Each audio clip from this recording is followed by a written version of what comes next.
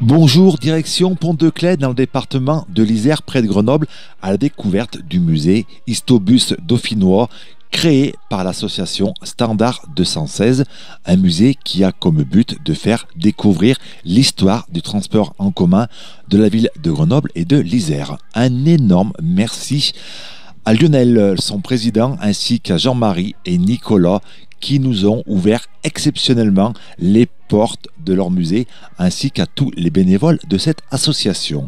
Dans ce musée, on y trouve bien sûr des bus, des autobus, des trolleybus, ainsi que l'évocation de l'histoire du tramway grenoblois. Jean-Marie, bonjour. Bonjour. On est ici chez vous, on est à côté de Grenoble, on va situer exactement où on se trouve. Oui, à Pont-de-Claix, c'est dans la banlieue sud, on est à 5 km de l'hypercentre de Grenoble. Quand je dis qu'on est chez vous, vous le voyez derrière nous sur les images de Jean-Christian, on est dans un musée. Alors ce musée, on y trouve des bus, des autobus. Le musée s'appelle Histobus dauphinois. Voilà, c'est ça. Histobus dauphinois, qui est entièrement géré par des bénévoles, qui est une association qui se nomme Standard 216 Histobus grenoblois. On va parler de cette association. Elle existe depuis la fin des années 80. C'est depuis 1989, mars 89, c'est ça. Comment est née cette association ? On était 4 personnes qui avions décidé d'essayer de monter, dès le début on s'était dit, essayer de monter un musée qui présente l'histoire des transports en commun de la région grenobloise. Il y avait de la demande ? Pour être franc, pas tellement, non.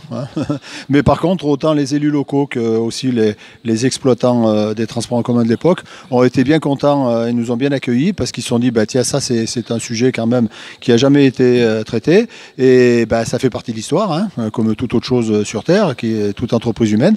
Donc, dès le début, on a marché plein pot avec eux. Standard 216, pourquoi ce nom ? Alors, comme en France, toute association doit avoir un nom, un intitulé, puis doit avoir aussi un siège social. Et le nom qu'on a donné, c'était le président de l'époque qui avait proposé de donner ce nom-là parce que quand il était jeune étudiant, il y a 31 ans passés, cette histoire, il roulait pour aller de chez lui, la banlieue de Grenoble Est, jusqu'au domaine universitaire. Il prenait une ligne d'autobus, la numéro 62, et il prenait un autobus standard qui portait le numéro 216. Donc il s'est dit, tiens, est-ce que je propose ça ? On a dit, allez, c'est bon. Et par contre, après, ça c'était en mars 1989. Et ensuite, en juillet 1998, on a rajouté à Standard 216 Histobus grenoblois. Parce que des fois, il y a des gens, quand on leur dit on s'appelle Standard 216, ok, d'accord, mais ça ne voulait pas dire forcément grand-chose. En mettant Histobus, on savait à quoi on s'intéressait. Et puis grenoblois, c'était, ça se voyait tout de suite sur la carte de France. Voilà. Le but était rapidement de créer un musée avec des anciens bus. Tout de suite. Ah oui. Autobus et autocars, et trolleybus aussi, voilà. Tramway, malheureusement, ça n'a pas pu être le cas, et ça n'est toujours pas, et ça ne le sera malheureusement jamais, en tant que véhicule grandeur nature à l'échelle 1, puisque nous, quand on s'est constitué, ça faisait 37 ans qu'il n'y avait plus de tramway à Grenoble. Donc, ils avaient tous été... S'il restait une remorque et demie, un morceau de remorque dans un endroit, la banlieue nord-ouest de Grenoble, mais c'était foutu, c'était mort.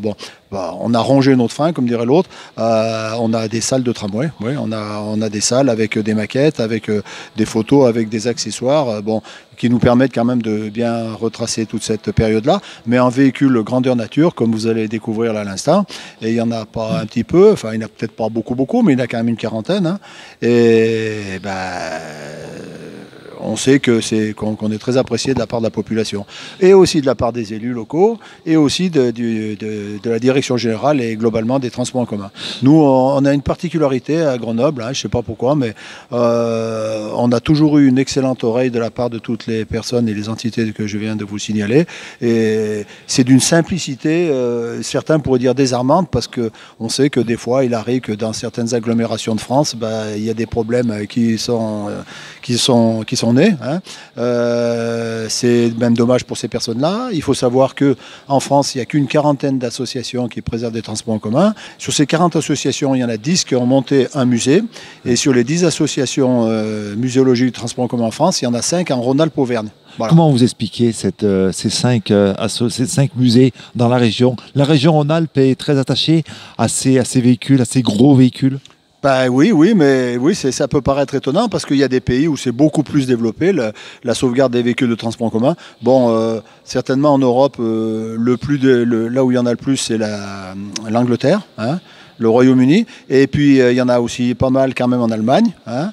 Il y en a un petit peu en Suisse, ouais. En Belgique aussi. En Belgique, ils ont un musée. Alors, à Bruxelles, là-bas, quelque chose d'abouti. Il y a même un coin repas. Hein. Vous pouvez acheter à boire, à manger. Enfin, il y a un rétro-shop qu'ils appellent. Enfin, eux, c'est des fois, on raconte des histoires belges en rigolant. Ben là, il ne faut pas rigoler parce qu'ils en ont beaucoup à apprendre. 30 ans après la création de cette association, c'est parti de 4 copains qui avaient un petit peu un rêve fou. Maintenant, c'est un musée, 3000 mètres carrés de superficie. Vous l'avez dit, une quarantaine de bus, autobus et de trolleybus. Et puis, on l'a vu en se promenant, des moteurs, des sièges, tous des accessoires qui ont un rapport avec le transport en bus, en autobus. Ben oui, tout à fait, ouais. Et puis donc sur tous les véhicules qu'on a, petit à petit, parce qu'on est une association 100% bénévole, hein, on fonctionne quand même avec des subventions, d'accord. On a quand même à peu près presque 18 000 € de subventions à l'année pour fonctionner. Mais bon, petit à petit, on a mis en service certains véhicules qu'on fait tourner quand il y a des manifestations nationales patrimoniales. En gros, c'est mi-mai, ce sont la nuit européenne des musées, et puis ensuite musée en fête en Isère. Et puis mi-septembre, ce sont les journées européenne du patrimoine. Donc, en 2009, on avait fait circuler un premier véhicule. Maintenant, quand on participe toujours à ces grandes manifestations nationales, on fait tourner 4 voire 5 véhicules et les gens sont contents de rouler là-dedans. Et vous évoquiez tout à l'heure, en effet, on a une exposition de sièges. C'est comme ça, pour montrer aux gens l'évolution du confort. Au début, c'était des sièges en bois. Après, c'était des sièges en sky. Ça ressemble un petit peu à du cuir, mais c'est moins cher, c'est un peu moins... pour le transport en commun, c'était quand même largement suffisant. Puis après, c'était le tissu. Puis après, toute l'évolution. Pareil pour les moteurs, puisque des fois, parmi nos visiteurs, il y a des gens qui ont fait pendant toute leur vie, et ils ont été dieselistes, hein, soit dans les transports en commun, soit dans les poids lourds d'ailleurs, ou même éventuellement les camionnettes et les voitures. Mais on essaie un petit peu de présenter tout ce qui a trait, nous, à travers le prisme des transports en commun. Combien de bénévoles dans votre association? Alors, de membres, on est 68, si je ne me trompe pas, hein, et vraiment qui travaillent au musée, on est à peu près une dizaine. Voilà, le noyau dur, c'est 10 personnes. Alors, vous avez chacun votre spécificité. Il y en a d'autres. Il y en a certains, ça va être l'électricité. D'autres, ça va être la mise au point moteur. D'autres, ça va être la tôlerie, c'est ça? Voilà, nous on profite des connaissances, soit professionnelles, puisque c'est le cas pour quelques-uns d'entre nous, soit des fois des gens, ils sont tellement amoureux d'une technologie, de je sais pas quoi, par exemple, ça peut se comprendre, les jeunes, nous c'est un jeune qui s'occupe du site internet, hein, voilà, on a d'autres jeunes qui s'occupent, par exemple là tout récemment on a lancé un crowdfunding, là, vous savez, le financement participatif pour nous aider à racheter un moteur parce qu'on a un vieux véhicule de 1937, le moteur était mort. Qu'on présentera. Et qu'on va vous présenter tout à l'heure, c'est ça. Ça c'est sur l'idée d'un jeune. L'édition, on a essayé ça. Nous on se dit, tiens, on a vaguement entendu parler, mais ça a marché du feu de Dieu. Incroyable. Il nous fallait 1 200 €, on les a réunis en à peu près 3 semaines et on est même en dessus, on est même à 1 400 €. Mais bien sûr qu'on prend. Et puis on a averti les gens qui nous ont donné de l'argent, bien sûr, on leur a envoyé des photos, on est allé chercher le moteur, on l'a pas pris à côté, hein. Après, à Vaison-la-Romaine, dans le 84, dans le Vaucluse, mais des fois, il faut bouger. Et quand il faut bouger, il n'y a pas de problème, on ne réfléchit pas. Quelle satisfaction, récupérer cet argent. Il y a des amoureux des vieilles mécaniques et des vieux autobus. Ah oui, bien sûr, nous on est aux anges, hein. Nous ici à Grenoble, je vous dis, on existe depuis donc 31 ans passés. On a quand même, sur la quarantaine de véhicules, il y en a 10 qu'on a entièrement et totalement restaurés. On dirait qu'ils sortent d'usine. Il y en a bien sûr qui sont en cours. Il y en a qu'on fera peut-être d'ici 5-10 ans, mais ça fait rien. Nous on a la chance, et il n'y a pas beaucoup de musées en France. Je vous disais tout à l'heure, il n'y a que 10 de musées. Il n'y en a pas beaucoup qui peuvent bénéficier d'une grande hall comme nous. On est totalement hors eau, quoi, hein. Voilà, ces autobus, ils viennent d'où? Alors, nous, dès le début de la création de notre association, on s'était dit, on veut faire un musée des transports en commun, mais de la région grenobloise et du département de l'Isère. Pourquoi on partait du principe que, bon, parmi les autres musées que je vous ai cités tout à l'heure, il y a bien sûr le musée de l'Âme-Tuire, c'est à Paris. Bon, maintenant, ils sont plus tout à fait sur Paris, mais dans la banlieue nord-est de Paris, à Chelles. Et bon, bah, eux, ils ont une vocation nationale, donc ils ont des véhicules un petit peu partout, bon, beaucoup de Parisiens, c'est normal, mais des véhicules aussi de France, puis même des véhicules plus loin de France. Nous, on s'était dit non, nous, on veut rester sur l'agglomération grenobloise et le département de l'Isère, parce qu'on pense que c'est plus intéressant pour les visiteurs, et très souvent c'est le cas d'ailleurs, hein. Les gens se disent, ah ben moi je me rappelle quand j'étais gosse, j'allais au centre aéré ou à la colonie de vacances ou à l'école, je sais pas quoi, avec tel véhicule. Bon, il se trouve qu'il y a eu une personne, un élu politique qui a bien été connu nationalement, qui était maire de Cessin sur l'agglomération grenobloise, c'était le président de la métropole, et c'est grâce entre autres à ses services et puis à lui qu'on est dans ce bâtiment-là. Et ben il m'avait raconté, ah mais je me rappelle, moi, quand il rentre dans un chausson, mais il a les yeux qui sont illuminés et tout ça, ah mais je me rappelle quand j'allais à l'école, je m'assoyais ici. C'est ça, quand on rentre dans un de ces bus, on fait un voyage en arrière. Voilà, voyage dans le temps. C'est voyage dans le temps, bien sûr, oui. Tout à fait. Ouais. Et ça, bon, c'est très apprécié des gens, et puis ça peut se comprendre. Voilà. Donc les gens, nous, soit des gens qui ont été transportés, ça peut être aussi des gens qui ont conduit ces véhicules, ça peut être aussi des gens qui les ont entretenus. Enfin bon, puisque on a aussi des expositions de moteurs, on montre aux gens un petit peu la différence entre un moteur droit, un moteur couché, un moteur diesel, un moteur à essence, un moteur couché ramassé, enfin tous les moteurs droits situés à l'arrière. Toutes les spécificités de... Tout. C'est vraiment du transport urbain. Urbain et puis interurbain. Urbain autobus et interurbain autocar. Merci beaucoup de nous avoir ouvert les portes de ce musée, parce que le musée est fermé au public pour l'instant. Alors le musée est fermé comme tout musée en France, hein, et puis quand on pourra rouvrir, on rouvrira. Alors c'est vrai que ça nous a posé quand même un certain problème pour l'année 2020, hein, puisque bon, à la louche, on a, je crois, 58% de visiteurs de moins. En moins. Bon, nous, il faut savoir que le musée, il est à entrée gratuite toute l'année, constamment. Et ça, c'est un point d'honneur. Vous aviez dès le début de faire un musée gratuit. Ouais. Dès le début, quand on a créé l'association le 10 mars 89, on s'était dit, le musée, ce qu'on veut faire, il sera gratuit. Bon, et ça, on sait que les élus sont très sensibles, parce que ça veut dire quoi? Ça veut dire que la population, si malheureusement il y a des gens qui ne sont pas bien argentés, ça peut être des gens en recherche d'emploi, ça peut être des personnes qui ont une allocation adulte handicapé physique, ça peut être des familles nombreuses qui n'ont pas de gros revenus. S'ils veulent rentrer dans le musée, rentrez monsieur, dame, voilà. Et non pas, écoutez, ça coûte tant, voilà. Donc c'est certainement en partie aussi pour ça que les élus, autant de la métropole grenobloise que du département de l'Isère, et puis aussi la ville de Pont-de-Claix, là où on est en ce moment, enfin le musée où il est, on est aidé et ça nous apporte beaucoup de baume au cœur et envie de travailler.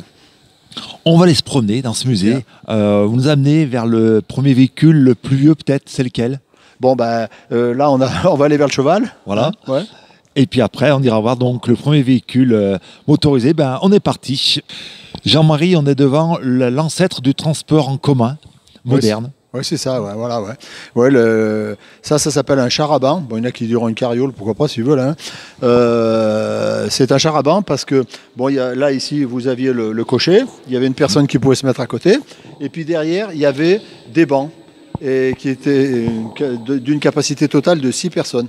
Alors soit c'était 2 bancs dos à dos, 3 d'un côté, 3 de l'autre, soit c'était 2 bancs face à face, 3 d'un côté, 3 de l'autre, soit c'était 3 fois des bancs de 2 places. Alors ce véhicule-là, il date du début du XXe siècle. Il a été récupéré dans le sud-ouest de la France et il nous est mis en dépôt par une personne qui est membre de notre association. Hein. Et le cheval, on l'a acheté grâce au conseil départemental de l'Isère. Le président du conseil départemental de l'Isère est venu nous visiter il y a 1 an et demi. Et à l'époque, on avait le char à banc ici, mais on n'avait pas de cheval. Les brancards étaient posés par terre et en discutant comme ça, il nous dit c'est dommage. Il nous a dit écoutez, nous on a toujours comment on peut donner des petites subventions supplémentaires parce qu'on a chaque année une subvention annuelle et on peut vous aider si vous voulez acheter un cheval, ça fera plus joli. Et c'est sûr que ça fait plus joli, voyez-vous. Et grâce au département, il y a la moitié des beefsteaks du cheval là qu'on a eu à l'œil. Voilà, après avoir vu donc l'ancêtre du transport en commun moderne, on va aller voir un des premiers bus motorisés. Jean-Marie, là, on se trouve au milieu de 2 magnifiques autobus. Ça, c'est deux bus de marque Chausson. Alors Chausson, c'est pas comme les pantoufles. Hein. Chausson, c'était deux messieurs, Jules et Gaston, qui en 1907 avaient créé de grandes usines dans la région parisienne pour fabriquer des radiateurs de voitures, entre autres. Pas seulement, puisqu'ils faisaient aussi certains éléments de carrosserie pour des voitures, comme les ailes avant, les ailes arrière, les capots, les coffres et les trucs comme ça. Mais à partir de 1944-45, eh bien, ils ont construit des autobus. Et là, vous avez deux des trois types différents d'autobus qui ont été construits par Chausson. Celui qui est sur votre gauche, c'est un Chausson, on appelait ça les nez de cochon, parce que dans les transports en commun, pas forcément que grenoblois d'ailleurs, mais entre autres grenoblois, les gens aimaient bien donner des surnoms aux véhicules. Donc on appelait ça un nez de cochon, parce qu'on voit qu'en effet, ça peut ressembler vaguement à un groin de cochon. Voilà. Ça, ce modèle-là, lui précisément, il date de fin 1948. C'est ce type d'autobus qui a remplacé une ancienne ligne de tramway qui datait de plus disons, en gros d'une cinquantaine d'années.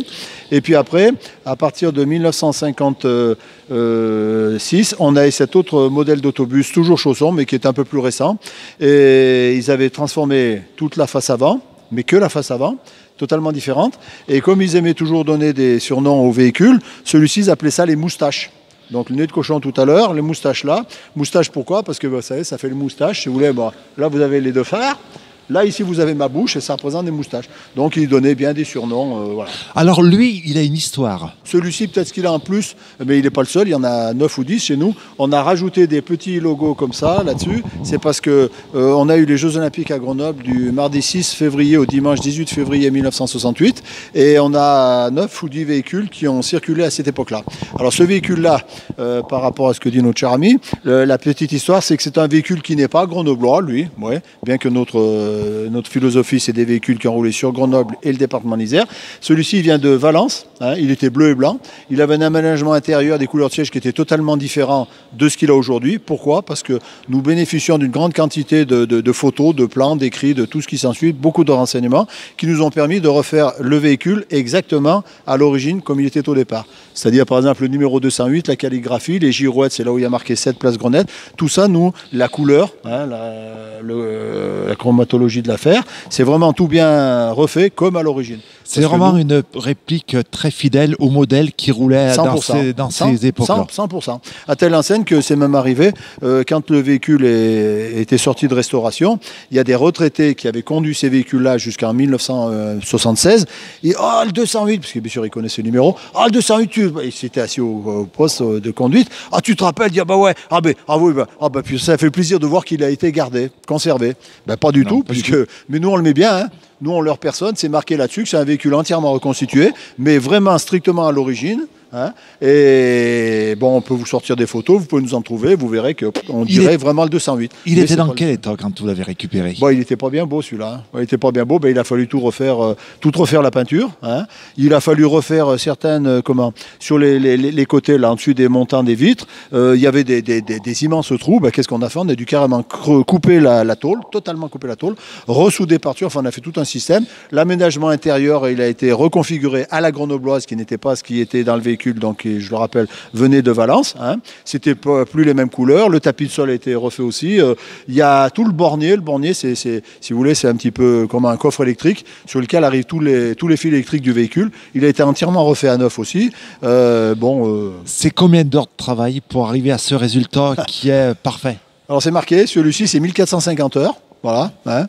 Et à l'entrée du musée, on a une pancarte qui précise le temps qu'on a passé pour la restauration de tous les véhicules. Là, vous en avez d'ailleurs un articulé sur votre extrême gauche. Ça fait un véhicule de fait, 2 véhicules à neuf, 3 véhicules à neuf, 4 véhicules à neuf, 5 véhicules à neuf. Ici, il y en a 5 sur les 10 que nous avons fait en tout.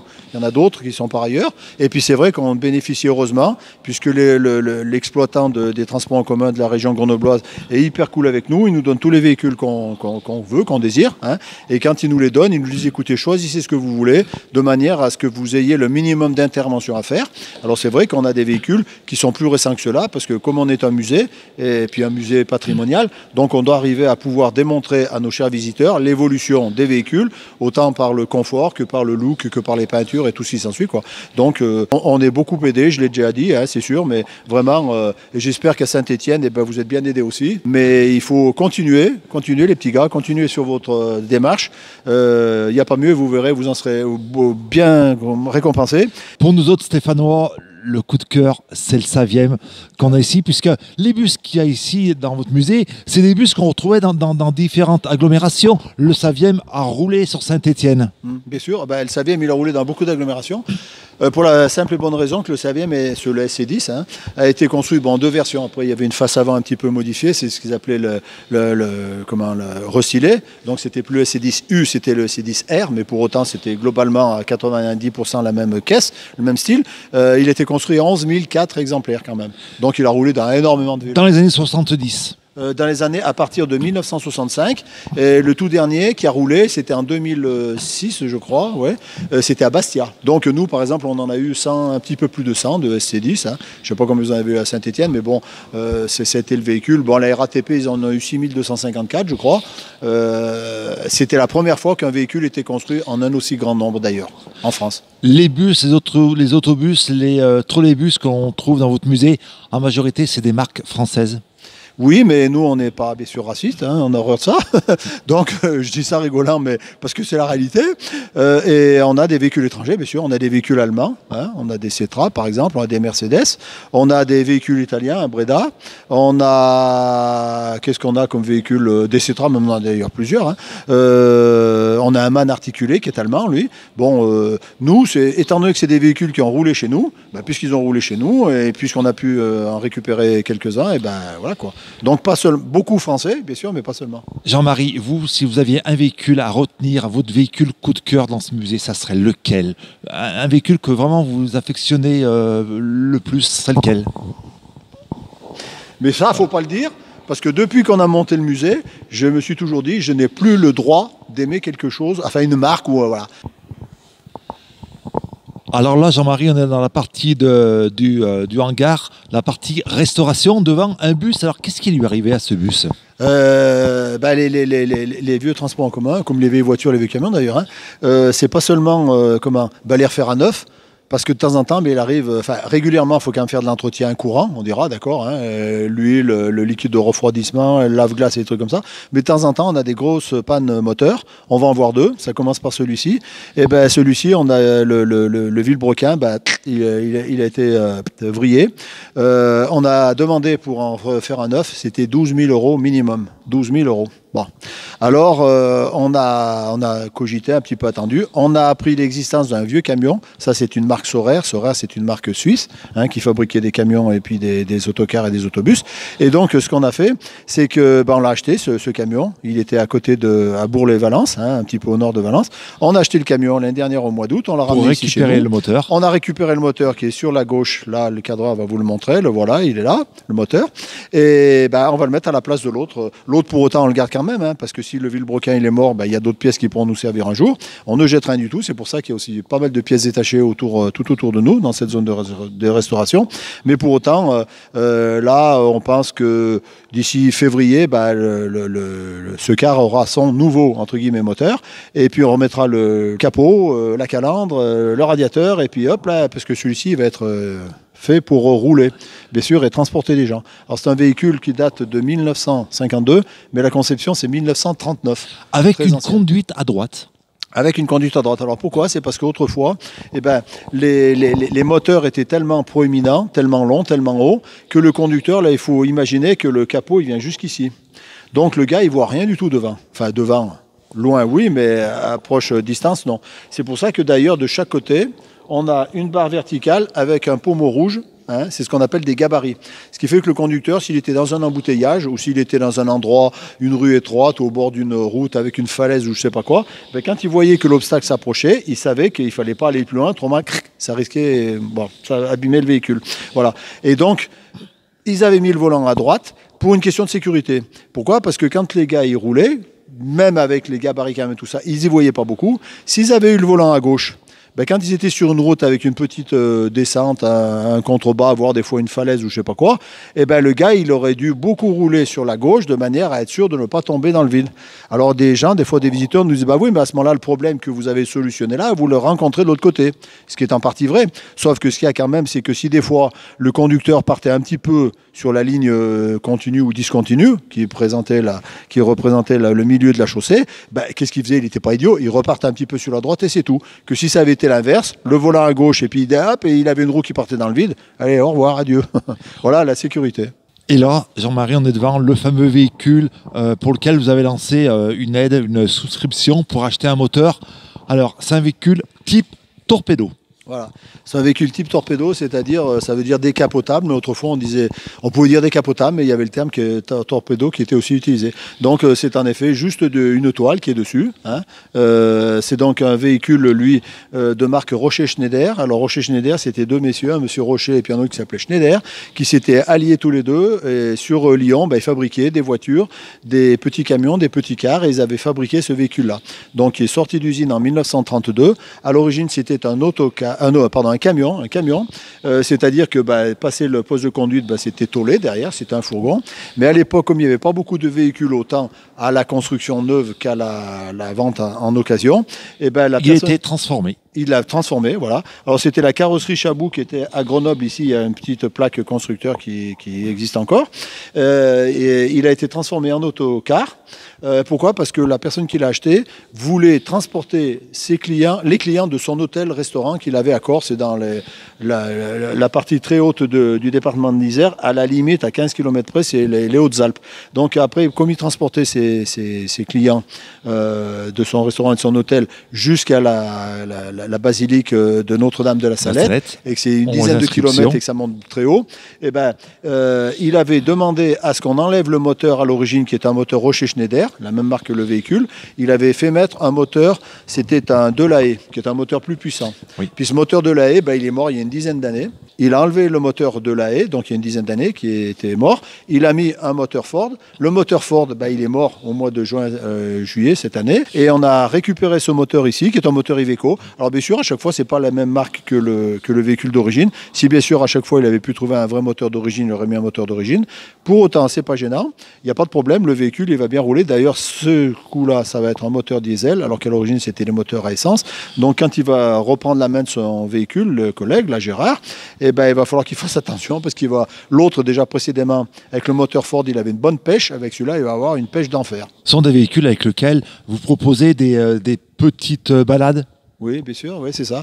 Quand ce sont les journées, comme j'en ai parlé précédemment, les journées européennes du patrimoine et la nuit européenne des musées, on fait des journées portes ouvertes, 2 week-ends par an. Et à ce moment-là, on transporte les gens là dans le véhicule. Et moi, je suis même parti en montagne avec lui, mais il est vraiment... ouais. Voilà, on va suivre cette restauration à distance grâce à votre site internet. On donnera tout à l'heure toutes les coordonnées du musée et du site internet de la page Facebook. On continue notre petite balade. Alors on va se retrouver près des trolleybus. Voilà. On va finir cet entretien avec... on est dans un lieu magique. Pour nous, en tous les cas, on est dans un trolleybus. Alors, on ne le voit pas à l'écran pour l'instant, mais ce trolleybus, il y a ce qu'on a connu, nous, dans les années 70, à Saint-Étienne, mais partout en France, une partie du trolleybus qui était équipée d'une cabine receveur, c'est ça ? C'est ça, voilà. Voilà, vous l'avez devant vous, là, c'est ça.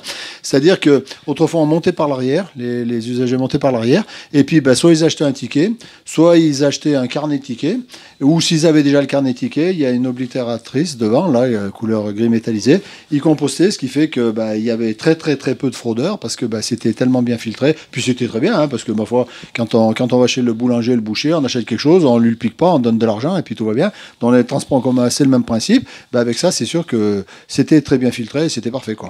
Alors après, petit à petit, ça a disparu, et les conducteurs de base devenaient conducteurs-receveurs, et la receveuse ou le receveur avait, pour notre question à Grenoble, était devenu des conducteurs, de simples. Et à ce moment-là, on montait par l'avant. Et après, on montait par l'avant, c'est ça, voilà. Et donc ça, c'est un trolleybus de marque Vetra, qui voulait dire véhicule et tracteur électrique. Voilà. La marque Vetra, alors lui, c'est un trolleybus simple, il existait en version articulée ? Alors, on en a eu un tout petit peu, mais bien après.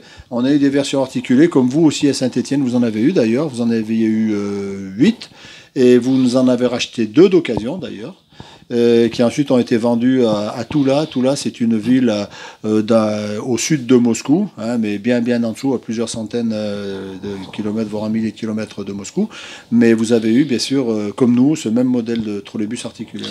Vous le disiez, à Grenoble, le trolleybus a disparu. À Saint-Étienne, il a plutôt tendance à à revenir à...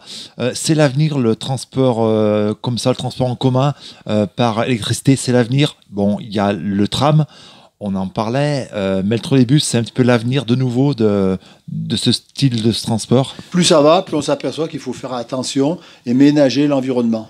Bon, dans les systèmes traditionnels de transport en commun de personnes routières, c'est-à-dire sur pneus, bon, alors il y a maintenant les bus, en effet, les bus à batterie. Bon, c'est tout nouveau. Il faudra voir dans le temps ce que ça donne. Hein. Il faut savoir aussi que par exemple en hiver, bah, il faut aussi faire marcher le chauffage.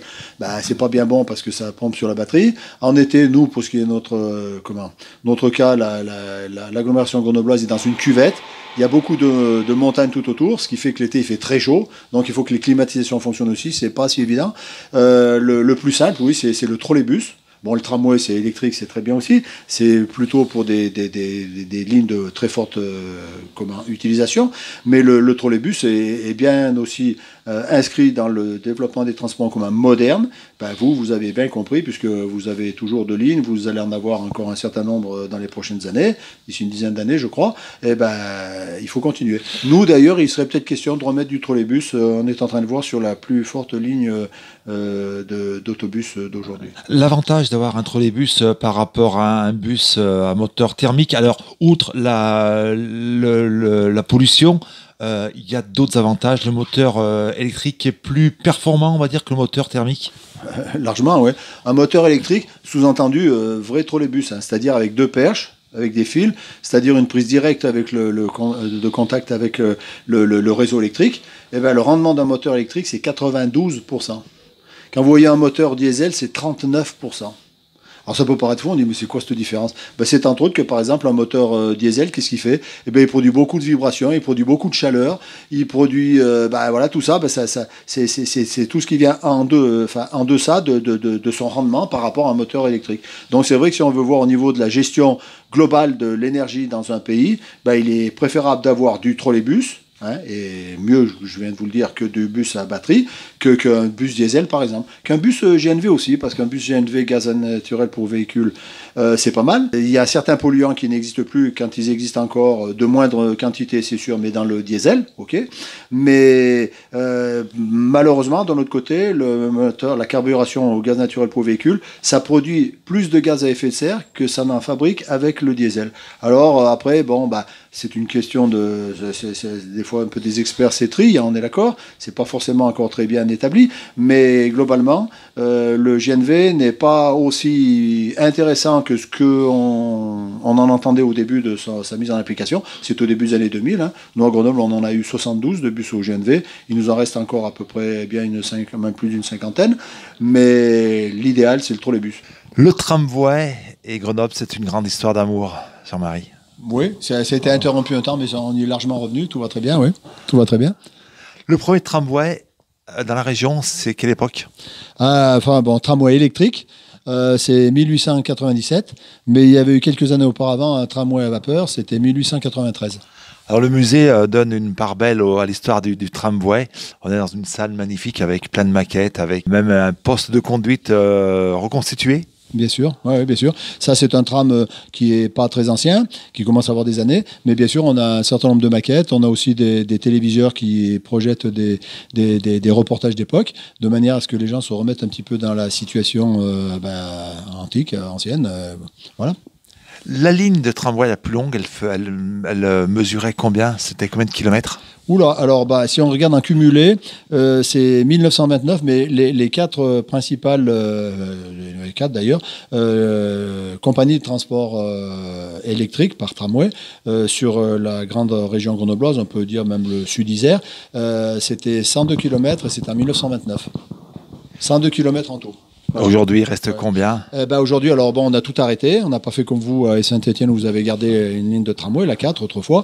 Nous, on a tout arrêté. En 1900, la toute dernière ligne en 1952. On a repris en 1987. Et on est à peu près un peu plus de 40 km, 42, je crois, kilomètres de ligne de tram, mais vraiment dans la zone urbaine maintenant. Alors qu'autrefois, moi, quand je vous fais référence aux 102 km, ça allait jusqu'à Bourdoisan. Bourdoisan, alors peut-être qu'à Saint-Étienne, on ne voit pas trop où c'est. Si je vous dis que c'est à la base de la grande montée, tac-tac, de 21 grands virage qui mène le Tour de France à l'Alpe d'Huez, ça vous situera peut-être un peu mieux l'endroit. Bon, donc ça allait bien au sud, ça allait aussi bien au nord, puisque ça allait jusqu'à Voray-Péveray. Ceci dit, il y avait aussi d'autres réseaux de tramway, mais qui n'étaient pas du tout en connexion avec l'agglomération grenobloise. Donc il aurait fallu mettre en supplément, les compter en plus pour voir ce qu'il y avait sur toute l'Isère, mais agglomération grenobloise, au départ de l'agglomération grenobloise, 102 km. La maquette qu'on a sous les yeux, c'est quoi ? Alors, c'est une maquette qui a été faite en 1988. C'était pour le centenaire de la ligne que vous voyez à l'image, là, qui était une ligne qui partait de la banlieue sud de Grenoble, de Saint-Georges-de-Comiers, et qui allait jusqu'à Lamure, et qui servait surtout, pas seulement, mais qui servait surtout au transport du charbon, qui était un charbon qui avait un indice de carborifère, je crois qu'ils appellent ça, très très important. C'était 90%, 90-95%, ça faisait pratiquement pas de cendres et ça chauffait beaucoup. Et l'avantage pour notre région, c'est que c'était pas loin. Alors vous, bien sûr, on va pas parler charbon parce que vous étiez bien mieux que nous, on est d'accord. Ok, mais ceci dit, nous, on s'en contentait, c'était déjà quand même pas rien du tout. Et donc, cette ligne-là avait été construite de manière à redescendre, entre guillemets, le charbon, puisque Lamure, c'est sur un plateau qui est à peu près à 1000 mètres d'altitude, et ça redescendait sur Saint-Georges-de-Comiers, qui est à peu près à 250 mètres d'altitude. Voilà. Donc, cette maquette a été faite par des gens, ils étaient à peu près une dizaine. Elle a été exposée une dizaine d'années sur la gare de départ de cette ligne-là. Et puis après, un jour, il y a un directeur d'exploitation qui a dit ça a été bien vu, maintenant, il faut l'enlever. Il arrive que des merveilles comme ça soient carrément détruites. Alors, les collègues qui avaient fabriqué ça, ils ont démonté ces par éléments. Ils ont fabriqué des caisses en bois pour bien les protéger de là, les éléments. Et puis, il y a une douzaine d'années, je crois maintenant, à peu près, 10-12 ans, comme il y a un des concepteurs de cette maquette qui a été d'ailleurs, il se trouve que c'était notre premier président de Standard 216, et puis ensuite du musée, et ils ont été d'accord pour nous la confier. Elle est maintenant ici au musée. Alors là, aujourd'hui, elle ne tourne pas, mais autrement, elle peut tourner. On a même vraiment un locotracteur qui a été fabriqué qu'en 20 exemplaires seulement. Ça nous a coûté 300 €, ce qui fait que pour notre budget, c'est beaucoup. Mais on s'est dit, mince, une si belle maquette, si on met dessus tourner quelque chose qui n'est pas ce qui avait tourné autrefois. Donc, on a une belle maquette d'origine. On a la photo qui est là, ici, celle-là, là, voilà. Et voilà, elle arrive à l'écran, là, voilà. Et donc, ça a été interrompu en 2010 parce qu'il y a eu un éboulement sur la ligne. Heureusement, les travaux ont recommencé il y a quelques années en arrière. Ça aurait dû être à nouveau en service avec le même type de locotracteur, locomotive électrique. Ça aurait dû être mis en service normalement le 1er juillet cette année. Le Covid est passé par là, donc c'est reporté, mais toute la ligne est terminée. Tout le matériel roulant, quasiment a été livré, puisqu'après, ils se sont dit, puisqu'on ne peut pas le mettre en service cette année, on n'est pas obligé de mettre la pression sur ceux qui rénovent le matériel roulant. Mais l'année prochaine, au printemps prochain, ça va à nouveau circuler. Donc si un jour vous voulez faire une ligne touristique intéressante, vous viendrez chez nous. Ce qu'il y a, c'est qu'elle fait plus de 30 km de longueur, puisque la partie où il y a eu l'éboulement, c'est fini. C'est fini. Ouais. Alors, dans la vie, on peut tout faire, mais il faut mettre l'argent. Comme c'est une ligne, si autrefois ça s'était produit, cet éboulement du temps où ils transportaient le charbon, ils auraient trouvé une solution, ils auraient certainement fait un super tunnel pour éviter la section. Là, c'est devenu qu'une ligne touristique. Ça fonctionne très bien en juillet, en août, ça fonctionne moyennement en juin et puis en septembre. Ça fonctionne moyennement inférieur au mois de mai, au mois d'octobre. Mais donc, je veux dire, financièrement, ça coûterait trop cher que de vouloir refaire un autre tunnel. C'est pas forcément un drame dans la mesure où cette ligne faisant 30 km, ceux qui adorent le faire du train, ils sont ravis. Par contre, c'est vrai qu'il y avait beaucoup de voyageurs, d'usagers, donc de touristes. Ça roulait pendant 2h30, je crois à peu près. À bout d'un moment, ils en avaient un petit peu plein les bottes. Donc, maintenant, elle fait à peu près 15 km seulement de longueur. C'est pas plus mal. Mais ça donne une idée déjà de ce qu'on... 15 km, surtout c'est 15 km dans un sens. Ils ont construit un restaurant qui n'existait pas autrefois, donc c'est un plus. Et puis ensuite, le restaurant, il est là, en photo, là-bas derrière. Et puis ensuite, les gens ils remontent avec le même système de transport. Donc, tout compte fait, c'est pas mal. Et puis ce qu'il y a, c'est que comme ça fait plus que 15 km de longueur, ça veut dire que ça dépense moins d'électricité. Ça demande moins d'entretien de la ligne, puisque c'est 2 fois moins long. Oui. Ça nécessite à ce que les conducteurs fassent 2 fois moins de temps. C'est pas plus mal, tout compte fait. Bon, on ne serait pas allé demander l'éboulement pour qu'on soit dans la situation d'aujourd'hui, mais les choses étant ce qu'elles sont, ma foi, pourquoi pas. C'est un mal pour un bien. C'est ça. Très bien. C'est la Des réalité. bus, des autobus, des trolleybus à venir découvrir. Ici, on est à quelques kilomètres du centre de Grenoble. On va donner toutes vos coordonnées. Bon, ben nous, vous pouvez aller sur notre site, c'est www.standard216.com. Hein, voilà. Ou alors vous pouvez aller, on a une page, on a Twitter, on a Facebook, on a tous les machins un petit peu comme ça. Et sur le site, entre autres, on a plusieurs centaines de pages sur notre site internet qui présentent à la fois l'histoire des transports en commun de notre agglomération, qui présentent aussi l'histoire de notre association, les véhicules que nous présentons et le musée. Voilà, je vous invite à y aller. L'activité donc du musée. Jean-Marie, merci beaucoup de nous avoir ouvert les portes de ce musée qui est, avec plaisir. On le rappelle, fermé au public pour l'instant tant que la situation sanitaire l'impose. Merci, bon vent à vous et puis à travers vous, on salue tous les bénévoles et tous les passionnés de bus, d'autobus et de trolleybus. Et merci beaucoup à Jean-Christian qui réalisait ces images. Merci, à très bientôt.